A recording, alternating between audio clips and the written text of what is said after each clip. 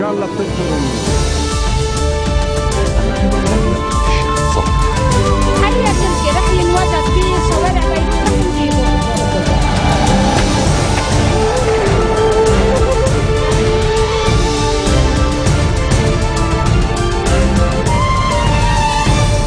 Bonjour à tous et merci de nous rejoindre sur Futur TV pour cette nouvelle édition de la rédaction à la une de l'actualité de ce samedi 17 août. L'enquête se poursuit à Ruwais 2 jours après l'attentat meurtrier qui a frappé ce quartier de la banlieue sud de Beyrouth. Aucune arrestation n'a été faite. Le bilan provisoire s'élève à 24 morts et 335 blessés. Les services de sécurité mettent en garde contre l'existence de cellules terroristes dormantes au Liban. Plusieurs voitures piégées seraient entrées en territoire libanais. Le Premier ministre égyptien propose de dissoudre les frères musulmans au lendemain du vendredi de la colère, où 173 personnes ont trouvé la mort. L'armée est entrée dans la mosquée où sont retranchés des pro-morsiers. Et puis à suivre également dans cette édition, le nombre de réfugiés syriens atteint désormais près de 2 millions de personnes, dont les 2 tiers se trouvent au Liban et en Jordanie. Selon l'ONU, un Syrien sur 4 a fui en raison des combats. 2 jours après l'attentat qui a visé le quartier de Ruwais dans la banlieue sud de Beyrouth, l'enquête se poursuit. Il n'y a eu aucune arrestation pour l'heure. L'attentat à la voiture piégée a fait au moins 24 morts et 335 blessés jeudi soir dans ce fief du Hezbollah. Plusieurs personnes sont toujours portées disparues. Selon les premiers éléments de l'enquête, la charge pèserait environ 60 kg de TNT mélangés à des matières inflammables. D'après les témoins, la voiture piégée, une BMW série 7 de couleur noire, était conduite par un kamikaze. Elle a explosé en pleine rue alors que son chauffeur était derrière le volant. 6 immeubles ont été gravement endommagés par l'explosion. Certains ont la façade soufflée, d'autres calcinée. Il faut aussi compter plusieurs dizaines de voitures complètement brûlées. Il s'agit de l'attaque la plus sanglante à frapper le Liban en 3 décennies. Le président de la République, Michel Sleiman, s'est entretenu ce samedi avec le chef du service de renseignement de l'armée libanaise, le général Edmond Fadel, au palais de Brabda. Au cœur de la réunion, les derniers développements de l'enquête sur l'explosion de Ruwais. Aucune information n'a filtré sur le contenu de leur discussion. Le chef de l'État a par ailleurs reçu l'ambassadrice américaine Maura Connelly, venue en visite d'adieu à l'occasion de la fin de sa mission diplomatique au Liban. Le ministre sortant des Affaires étrangères met en garde. Le Liban est menacé en raison de la présence de cellules dormantes sur son territoire qui collaborent avec des pays étrangers. Selon Adnan Mansour, leur objectif est de semer le chaos dans le pays, profitant des crises qui secouent la région. Le chef de la diplomatie libanaise a averti que plusieurs voitures piégées sont entrées au Liban. Il a appelé les responsables à mettre en place un plan de sécurité qui paralyserait les activités terroristes de ces cellules. Il a également appelé à l'unité nationale pour sauver le pays du Cèdre. Mansour a par ailleurs qualifié l'attentat qui a visé la banlieue sud de Beyrouth de carnage exécuté par des terroristes, estimant que c'est une attaque contre tout le Liban. Fouad Seniora a lui aussi condamné l'attentat de Ruwais, attentat qui selon lui a pour but de semer la discorde entre les Libanais et particulièrement entre les musulmans. Le chef du bloc parlementaire du Coran du Futur a souligné l'importance de la solidarité entre Libanais, surtout en ces moments difficiles que traverse le Liban. Seniora a par ailleurs présenté ses condoléances aux familles des victimes de l'attaque de jeudi et appelé au respect de la déclaration de Brabda. Hassan Nasrallah se dit prêt à aller combattre lui-même en Syrie devant des milliers de ses partisans rassemblés hier soir dans le sud de Beyrouth. Le chef du Hezbollah a accusé les takfiristes, les extrémistes sunnites, d'avoir perpétré l'attentat de jeudi à Ruwais. Des accusations qui interviennent alors que les tensions confessionnelles sont à leur comble au Liban. Lors de son discours diffusé sur un écran géant à l'occasion du 7e anniversaire de la fin de la guerre avec Israël en 2006, Nasrallah a également qualifié les événements de massacres terroristes. L'attentat a été revendiqué par un groupuscule sunnite qui dénonce le soutien armé du Parti de Dieu au régime de Damas. Nasrallah a menacé d'envoyer 10 000 combattants en Syrie en représailles. Et puis 2 jours après l'attentat de Ruwais, le Conseil de coopération du Golfe a également condamné l'attaque, la qualifiant d'acte criminel et honteux contre la sécurité et la stabilité du Liban. Une attaque qui, selon le CCG, a visé la cohabitation pacifique au Liban, en semant la sédition parmi les différentes communautés du pays. Le secrétaire général a affirmé que le Conseil se tient aux côtés du Liban contre tout ce qui menace sa stabilité. Le CCG, qui regroupe Bahreïn, le Koweït, l'Oman, le Qatar, l'Arabie Saoudite et les Émirats Arabes Unis, a décidé en juin d'imposer des sanctions aux membres du Hezbollah qui vivent dans ses États membres en raison du soutien militaire apporté par le mouvement au régime de Damas.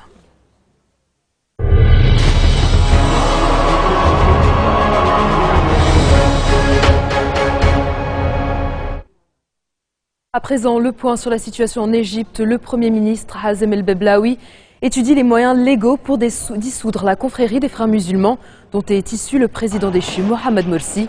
Une décision qui intervient au lendemain du vendredi de la colère où 173 personnes ont trouvé la mort. Pendant ce temps, le siège de l'armée se poursuit à l'intérieur de la mosquée Al-Fatah du Caire où se trouvent plusieurs centaines de partisans des frères musulmans retranchés depuis hier. Des femmes et des enfants, quelques hommes aussi ont accepté de sortir du lieu saint. Les autres refusent toujours, en particulier parce qu'ils réclament des garanties du pouvoir, ne pas être arrêtés et ne pas être non plus attaqués par leurs opposants. Des tirs nourris ont retenti en début d'après-midi. L'agence de presse officielle assure que les manifestants retranchés ont ouvert le feu sur les blindés de l'armée qui encerclent la mosquée. Des images des télévisions montrent des tirs des forces de sécurité visant le sommet du minaret. Pour Laurent Fabius, l'Égypte n'est malheureusement pas loin de la guerre civile. Le ministre français des Affaires étrangères s'exprimait sur BFM TV. Je vous propose de l'écouter. De plus en plus, on assiste vraiment à un clivage. D'un côté, le gouvernement et les militaires, de l'autre, les frères musulmans. Et c'est ce clivage-là qui est extrêmement dangereux. Bon, il est certain que la répression faite par le gouvernement a été beaucoup trop brutale. En même temps, comme l'a souligné François Hollande, le droit de manifester doit être respecté, mais ça veut dire que les manifestants doivent se comporter de manière pacifique. Donc, ce qu'il faut essayer de faire, à contrario de ce qu'on voit, c'est de retrouver, par le refus de la violence, une capacité de dialogue. On en est extrêmement loin. Je ne dis pas qu'on peut, à chaud, revenir immédiatement vers ce qu'on appelle la feuille de route, ce qui serait pourtant souhaitable. Mais il faudrait que de part et d'autre, il y ait, et c'est ce que l'ONU a demandé hier, c'est ce que nous demandons en permanence, il faudrait qu'il y ait des gestes pour diminuer la situation de violence. Et puis dans un deuxième temps, qu'on puisse revenir vers le dialogue. On essaie de faire ce travail diplomatique, mais c'est extrêmement difficile parce que sur le terrain, les rivalités, au contraire, les conflits, la crise, la séparation en deux s'exacerbent et c'est exactement ce qu'il faut éviter.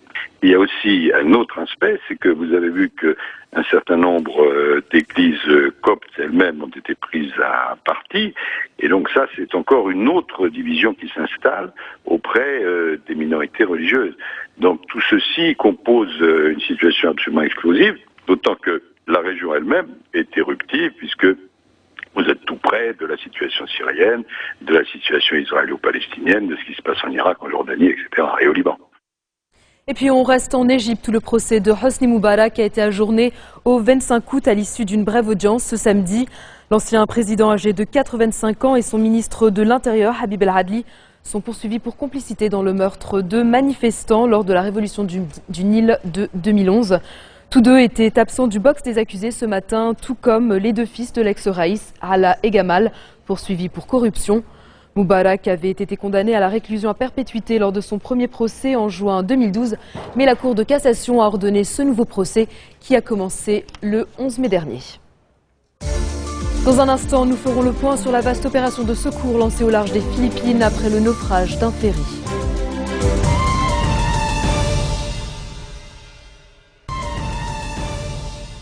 Retour sur le plateau de l'info de Futur TV et tout de suite les derniers développements de ce samedi en Syrie.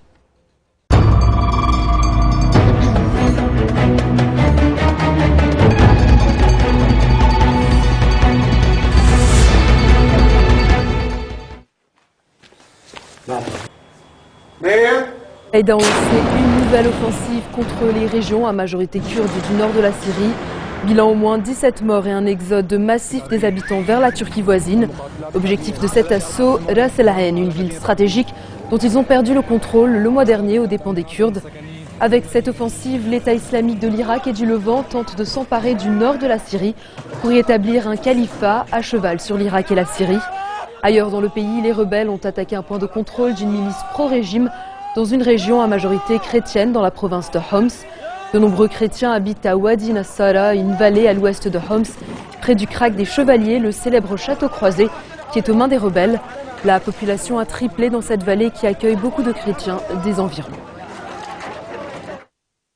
Et puis le nombre de réfugiés syriens atteint près de 2 millions. Voilà les chiffres pour le moins inquiétants, selon le dernier rapport du Haut-Commissariat de l'ONU aux réfugiés.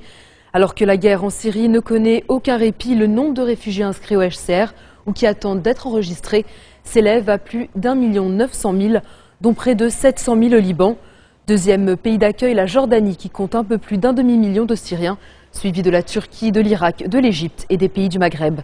Le HCR précise aussi que 79% des réfugiés syriens vivent hors des camps, dans des régions urbaines. L'organisation a besoin de 1,5 milliard de dollars pour répondre à cet afflux et mener à bien sa mission. Par ailleurs, plus de 4 millions de Syriens sont des déplacés à l'intérieur même de leur pays. Après 28 mois de guerre et plus de 100 000 morts, près d'un Syrien sur 4 a fui en raison des combats. Nouvelle journée sanglante en Afghanistan. 17 civils ont été tués dans 3 attaques de talibans. Un bilan qui souligne l'insécurité grandissante pour la population de ce pays que l'OTAN s'apprête à quitter. 2 des attentats ont eu lieu dans la province d'Helmand, dans le sud de l'Afghanistan, et la 3e à Herat, à l'ouest. Selon les Nations Unies, quelques 1300 civils ont été tués au cours des 6 premiers mois de l'année, soit une augmentation de 23% par rapport à 2012. Les attaques de talibans et les combats s'intensifient également à un peu plus d'1 an du départ prévu de la force internationale. L'organisation humanitaire Médecins sans frontières a annoncé cette semaine son retrait de Somalie après 22 ans de présence continue dans ce pays, un pays en état permanent de guerre civile. L'ONG invoque de graves problèmes de sécurité touchant son personnel. Réaction de Somaliens après l'annonce de MSF. MSF distribuait des médicaments gratuitement et nous soignait, nous et nos enfants. Si nous ressentions des douleurs, nous allions au centre et ils nous donnaient des antidouleurs. Nous demandons à MSF de ne pas laisser ces gens dans le besoin sur place. Nous sommes prêts à travailler avec eux, car si les gens meurent, c'est un vrai désastre. Direction les Philippines, où une vaste opération de secours a été lancée après la collision entre un ferry et un cargo. Au moins 31 personnes sont mortes et plus de 170 sont toujours portées disparues. L'accident s'est produit alors que la mer était calme. Le ferry a coulé en moins d'une demi-heure au large du port de Cebu, la 2e ville de l'archipel des Philippines.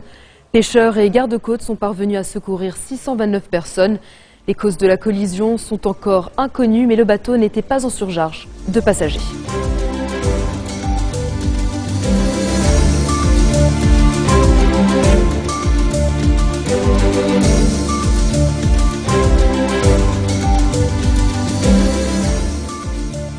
C'est la fin de ce journal. Tout de suite, le rappel des titres qui ont marqué l'actualité de cette journée. L'enquête se poursuit à Ruwais, 2 jours après l'attentat meurtrier qui a frappé ce quartier de la banlieue sud de Beyrouth. Aucune arrestation n'a été faite. Le bilan provisoire s'élève à 24 morts et 335 blessés. Les services de sécurité mettent en garde contre l'existence de cellules terroristes dormantes au Liban. Plusieurs voitures piégées seraient entrées en territoire libanais.